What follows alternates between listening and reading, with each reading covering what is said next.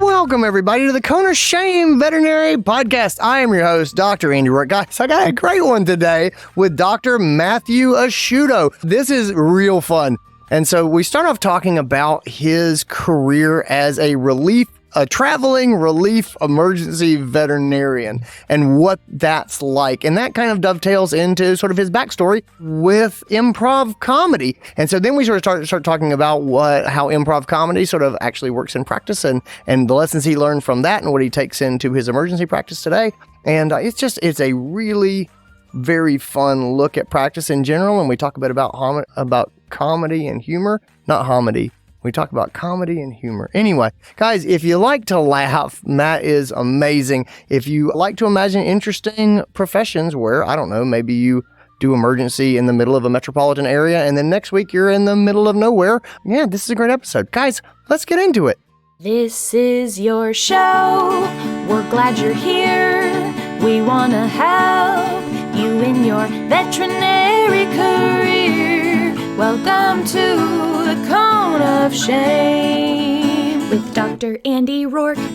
Welcome to the podcast, Dr. Matthew Asciutto. How are you? I'm doing all right. Thanks for having me on. Man, I'm so glad you're here. I've loved getting to know you this year. You and I have gotten to talk a number of times, and you fall into that camp of people where I'm like, is this someone I just enjoy talking to, and I feel awkward just calling him, like when I'm walking my dog, and so I'm just gonna send him an email and say, "Can I podcast with you?" And then that will let me have the conversation I want.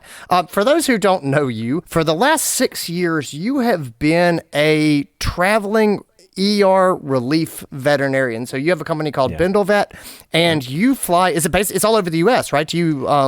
Right now it's mostly North Carolina, Virginia, and then I was doing like kind of all over. Yeah, but you live in Colorado. You're in Fort Collins. Yeah, and I've never practiced here. I am licensed in Colorado, never practiced in the state. You've never practiced in the state you live in.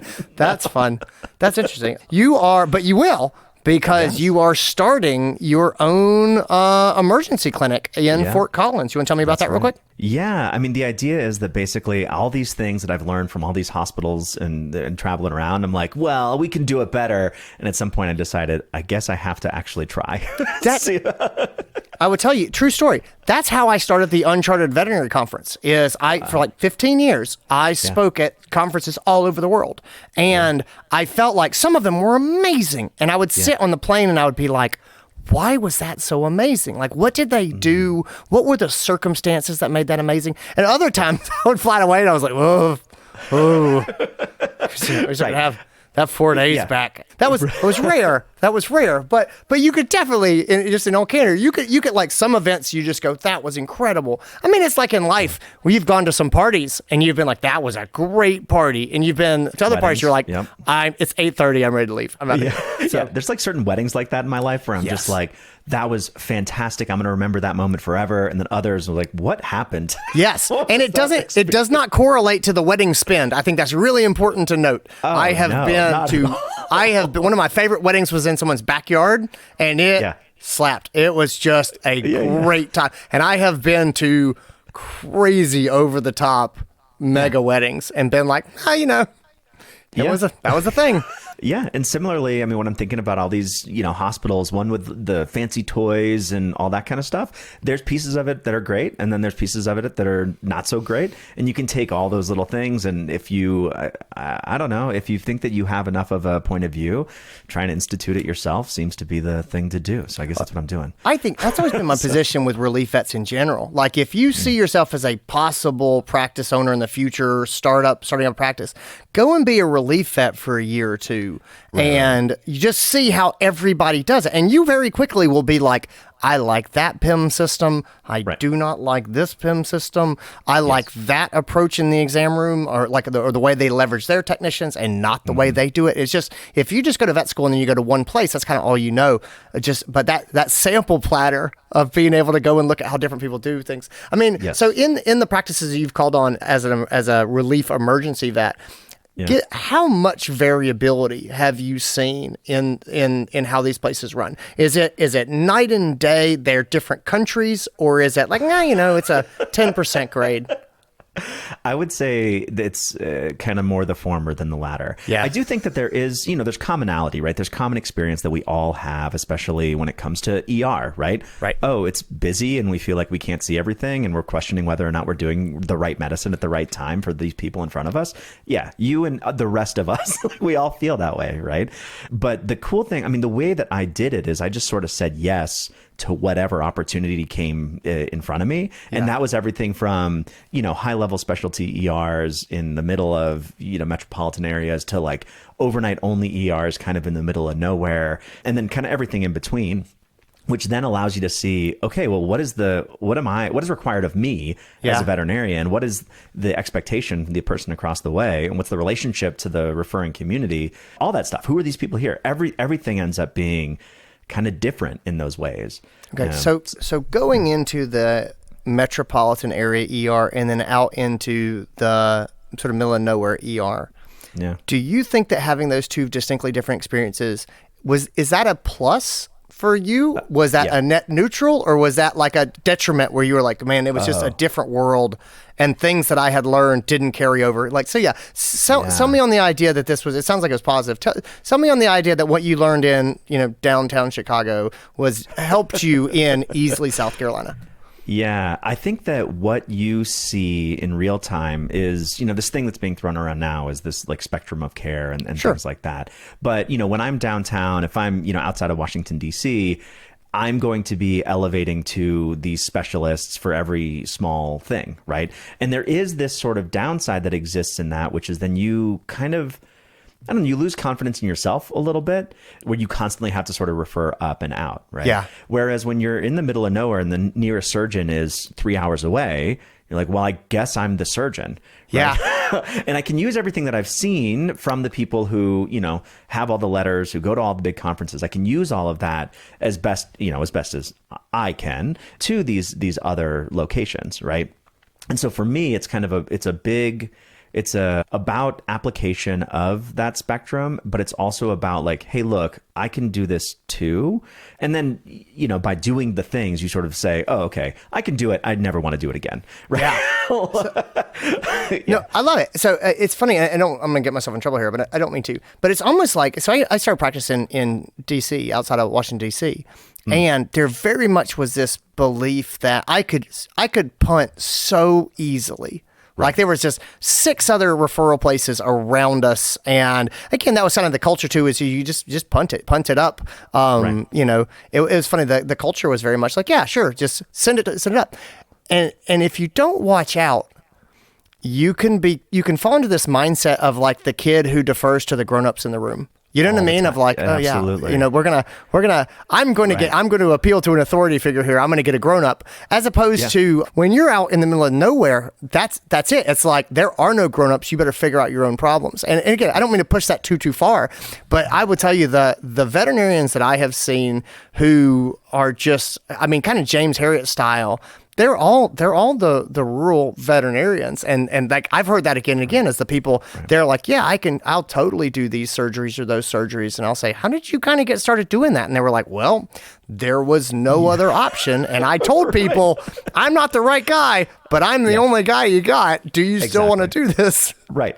That's exactly it. It becomes out of necessity. And same with working overnights. Even if you are in the middle of kind of hey, there is a specialty hospital, even that you're working in, if for whatever reason you can't call people in, it's like, it's just you. Yeah. And I started doing relief so early in my career. I had so much of am I doing this right? Like I need somebody to tell me that I'm doing it right. But in doing overnights, you're just like, I guess it's me. Like there are no other people that I can talk to, so I have to make this decision. Yeah. And then unless someone comes back and tells you didn't do it right, you're like, I guess I pulled that off. Right, exactly. Yeah, and then there's the comfort of like, if you are in one of these specialty hospitals, you can then ask in the morning, am I a moron? Did I do this right? Would you have done something exactly different? Right. When the internist comes in, oh, that would be hard for me. Every morning I'd be like, oh. Right. I would want to know, but also I would just not want to know. But I would want to know. Yeah. Which is why, honestly, I approach it that way. I mean, this is sort of the benefit of then adding levity and humor in the things that you do, right? If I come in and be like, hi, am I an idiot? Did I do something? But I'm tongue in cheek, I'm saying this, right? Yes. The idea is it's like, I'm approachable. I'm not taking myself too seriously in this moment. I want to know. And also, you've been there as an internist. You know what it's like to be the, intern or somebody early on in your career who has no idea what they're doing, who just has to do something. Well, I think you're spot on. Like, that is really how you get coached, is if you put out the vibe of, I'm not taking myself too seriously, like genuinely, what do you think? What are you going to do with this, and what should I have maybe what should I consider next time? But again, that I do like that. No, I'm an idiot. Just lay it on me. What should I do? But they'll laugh, and then they'll give you honest feedback, as opposed to, it's hard when you're a specialist and there's a GP that hands you a case and you're looking at it and you're like, do I tell them that this was not what I would have done? Do I just smile and roll with it? And you kind of take that off their shoulders of like, all right, lay it on me. How would you approach this differently? So yeah, because they're human beings, and it's always awkward to tell somebody else, hey, you did something wrong, or hey, you got kale in your teeth, right? It's just like, these are awkward things. But if I ask you, hey, do I have kale in my teeth? It makes it easier. Yeah. Oh, I have 100% said to my technicians, look, if I ever look stupid, like I've got a booger or I expect, just tell me. So please just tell me. Right. And I was like, that's like ground rules. If I ever come to work at your practice on day one, I'll be like, look, I don't take myself very seriously. If I'm doing something dumb or I'm wearing something dumb, it's probably not intentional. Just tell me. Yes. Which is how I, as a relief vet, have approached, and I feel like found my place within, honestly, the industry, but within these jobs. You come in and you're immediately the guest. And as long as I come in sort of like that, a little lower in the shoulders, and be like, hey, I'm just a moron vet who's doing my best. You know what I mean? Like, if I'm doing something silly, just tell me. If I'm doing something that seems crazy, just tell me. And I think it's helped me a lot. Well, I think that's so important too. And so let me just sort of say here, I don't know of anyone who's had a better background pre-veterinary training to be able to just go into radically different hospitals and just yes and your way into what they're doing. And so can you speak for that for a second? So you it's not okay. I do improv. Like, there's a local improv theater. I make drunk people laugh on Friday nights. Like, you have done real improv. Like, tell me a little bit about your background with improv, and so talk to me about that and kind of the timeline between improv, comedy, and then veterinary medicine. Yeah, I mean, I will say that a lot of real improv is entertaining drunk people on Friday nights. No, you don't get away from that. Most of it, yeah, exactly. Whether or not you're doing it in like the theater or if you're doing it in the comedy sports type, yeah, it's just drunk people on Fridays. Yeah, I mean, truly, I started doing it in high school because people forced me to do it. I had friends who would literally carry me to improv practice, and we had a little high school team, and it was National Comedy Theater was the name of it. I grew up in San Diego, and they made me do it until one day I said, please stop carrying me. It's embarrassing. I'll go myself. But that was probably that was sophomore year all the way through. And I don't think I was good. I don't know. You have no concept of that. But what it was it's something that kind of became a part of me. And so when I went to college, I felt like something was missing, and I ended up auditioning for the same team, but the professional team that was there. So National Comedy Theater in San Diego. This is, I guess 2003, 2004, whatever. And I stayed doing that. They hired me. They said, sure, why not? Come on board. And I ended up, through the following 7 years, doing improv with them. I started teaching at the high school league. I started, being the person who was there Fridays and Saturday nights. And that was just my gig until we left for Chicago, just as a kind of a life choice. And I'd realized, actually, no, backing up a little bit, I had an opportunity to teach at a arts academy. I was a teaching artist. I was an improv comedy teaching artist as an arts academy, trying to teach these kids how to do kind of more advanced improv. But I was just the fool who was, doing the kind of sportscaster games on a Friday night in front of drunk people. Yeah. So I actually read all of the books, Truth in Comedy and Improv by Keith Johnstone and all that stuff, to try to figure out, what am I going to teach these kids? And so when later on we moved to Chicago, I thought I should probably figure out if I was right. And so all of the places, so Improv Olympic and Second City, which are kind of these just major institutions in they're Chicago legendary. Yeah. They all have training programs as a part of them. And so I went into those training programs, and I have almost 7 years or whatever of improv experience behind me, plus high school. And I come in and am immediately humbled by I thought I knew, but I guess I didn't. And I thought I read this book the way that it was supposed to be, but then there's all this nuance to it. So then I spent the next, probably year for both of those going through the training programs. And then I got into the house teams, and, you kind of end up in this world where now you're doing improv both in those institutions as well as around the city. And it was phenomenal. And then I decided to go to vet school. So I guess I actually got my master's degree in chemistry, or I was pursuing it kind of during that time as well. And so that was probably 3 years of doing improv in Chicago before leaving to Tennessee.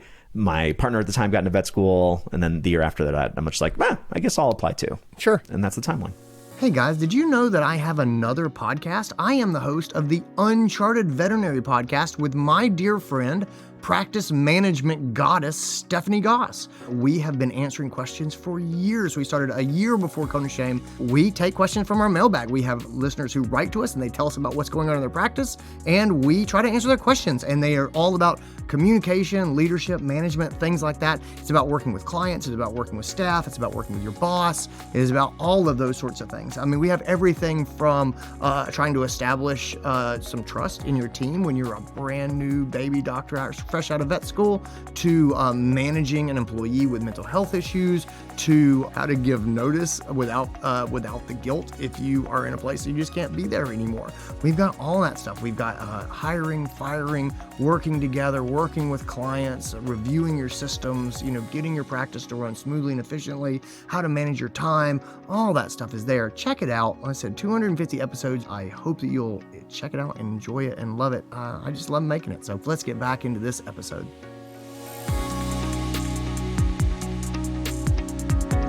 So talk to me about improv when you're walking into these practices, right? So it seemed to me very much the story. What I heard you say was I kind of show up and then sort of yes and my way into it. I was like, oh, this is what we're doing here? Yes. Okay. That's exactly right. Gonna do it.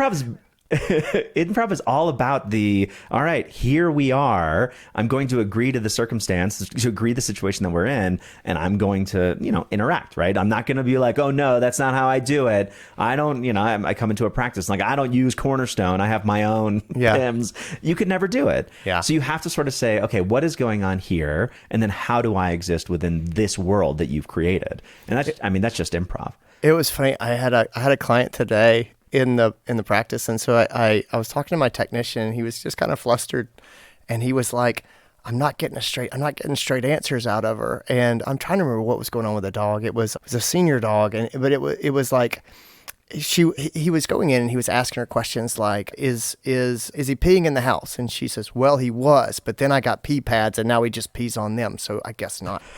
And he was really bothered by that. He was like, that's not a straight answer. And I was like, look, you're going to have to roll with this. Like, you're just going to have to nod your head.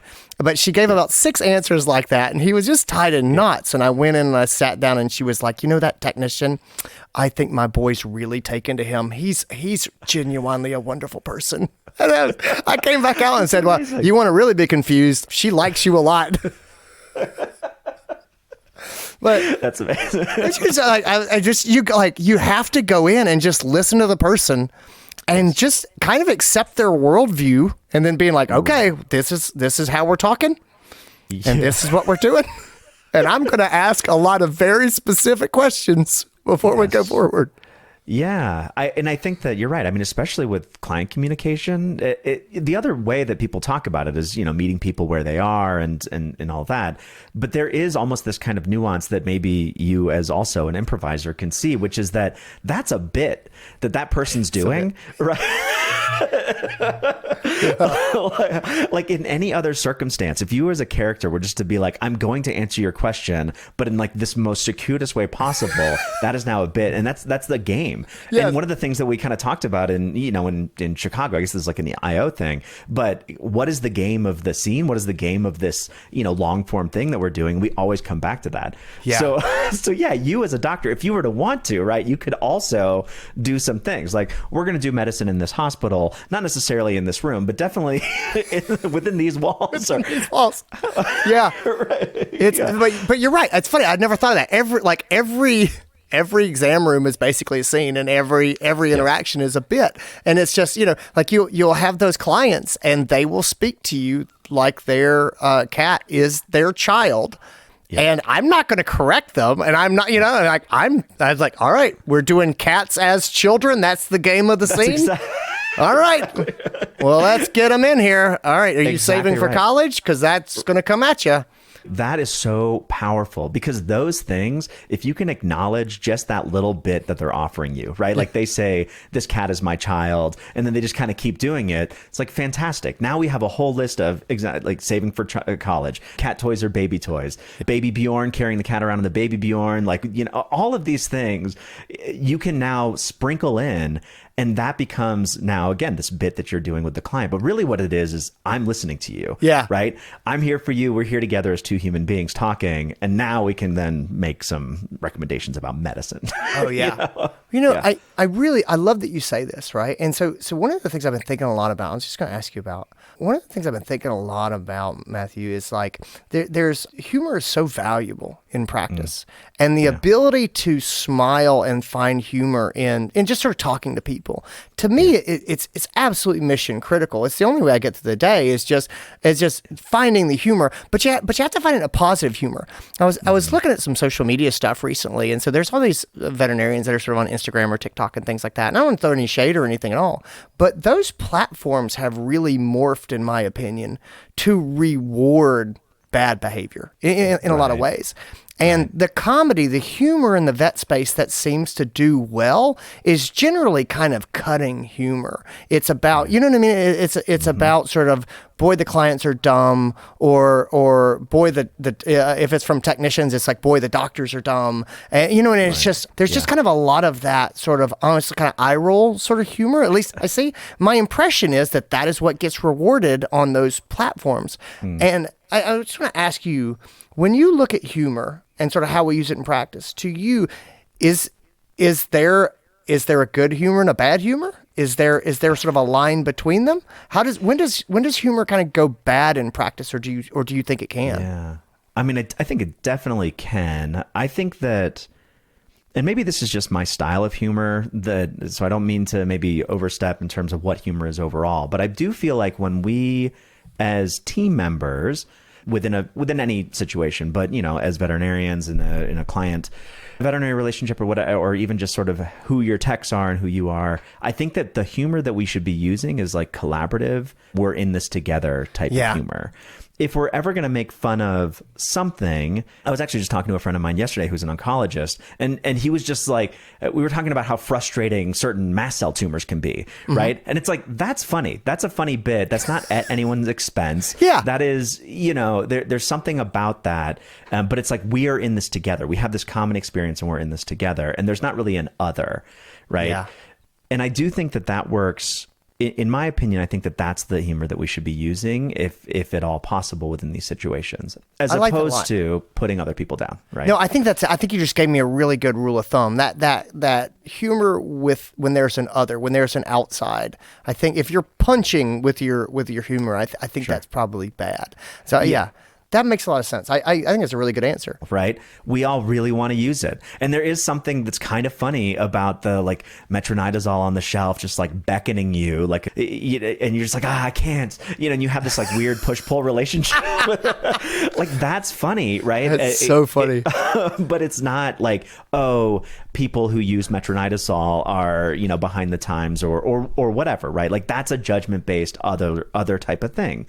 And I just don't think that's, I think that in the moment it can be funny, but it may be, depending on how you do it, but I just don't think it's useful. It's not useful humor. No, right? But oh man, but that's such a perfect example of metronidazole beckoning to you from the shelf, because like it resonates. And like, my favorite humor is sort of inside humor. I don't mean to make people feel excluded, but the best stuff is the stuff that's really niche. And so that the Metro Night is all calling to you from the shelf. Like, I feel that so much. I was literally in the radiograph room today, and we were going to do a cysto on this cat that was peeing outside the litter box. And of course, the cat comes in. His bladder's tiny. There's no urine. And the technician looks at me and goes, "Well, what do you want to do?" And I was like, "I know what old school Andy would want to do, and that's."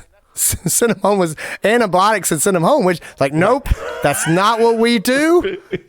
That's what 1999 Andy would have 100% been on board with.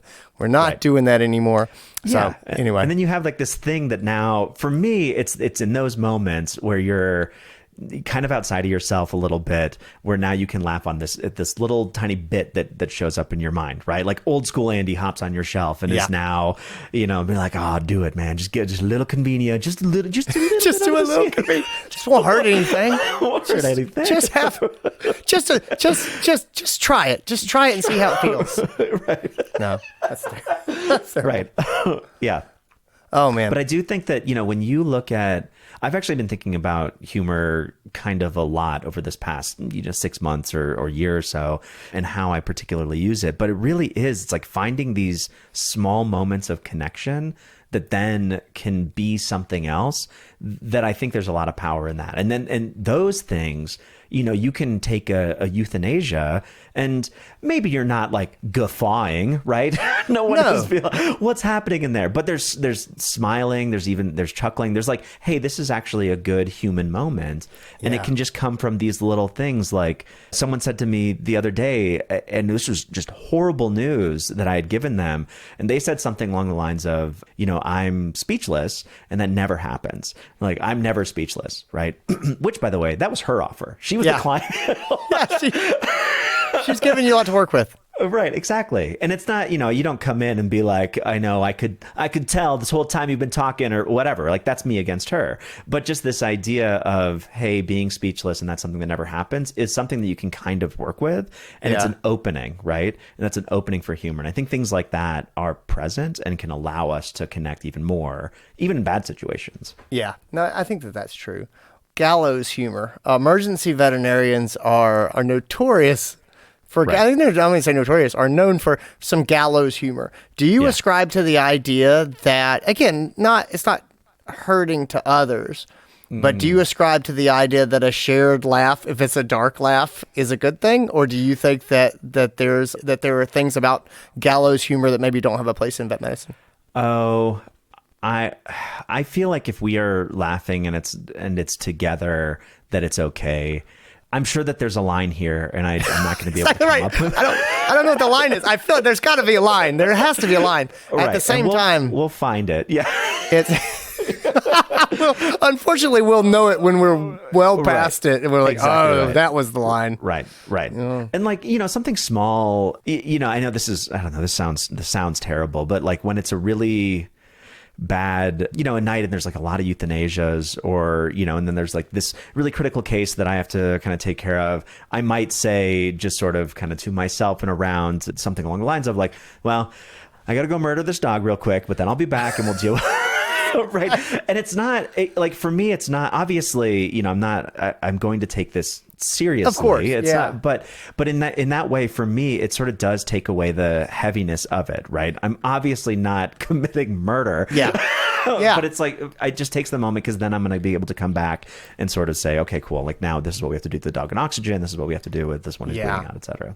Well, yeah, I think you're spot on. I think a lot of people would sort of say, humor like that, it breaks that tension that we all carry. And if you can just set that weight down for a second and everybody sort of laughs, then you can pick that weight back up and maybe move forward in a way that it doesn't drag you down the way that not setting the weight down does. So anyway, I think it's great. And I think light stuff is a way to do that. Like for me, I use a lot of silly language, like okie dokie and, stuff like that. Like if something comes in and it's, we got to do this, and, heart failure cases are like this that are really bad, right? It's like, okay, or okie dokie, like, here we go. Or, little things that are obviously they don't detract from anything, but they're definitely unexpected, that then does break that tension, which then allows us to focus, right? Yeah. It's on purpose. I don't want us to feel like we're balancing plates on top of sticks the whole time. We're never going to be able to do our job effectively. But if we can just kind of be like, oh, now I'm out of this cycle, now I can focus on, doing CPR and chest compressions and whatever that might be. Oh man. Dr. Matt Asciutto, thanks so much for being here. Where can people find you online? Ooh, have you got a webpage for Inkwell or anything like that? Not yet, but I will have a webpage that is fully functional in mid-June for Inkwell, which is my new veterinary practice. You can find me on thegreatestprofession.com. I have a podcast that's basically about the human behind the professional. So thegreatestprofession.com and also mattasciutto.com. Awesome. Well, I'll put links in the show notes. Thanks so much for being here. Guys, thanks for tuning in. Take care of yourselves, everybody. And that's it. That's what I got for you. Guys, I hope you enjoy it. I hope you got something out of it. Thanks to Matt for being here. Guys, thanks for coming along and laughing. If you are thinking about improv comedy, you're like, I might like to do that.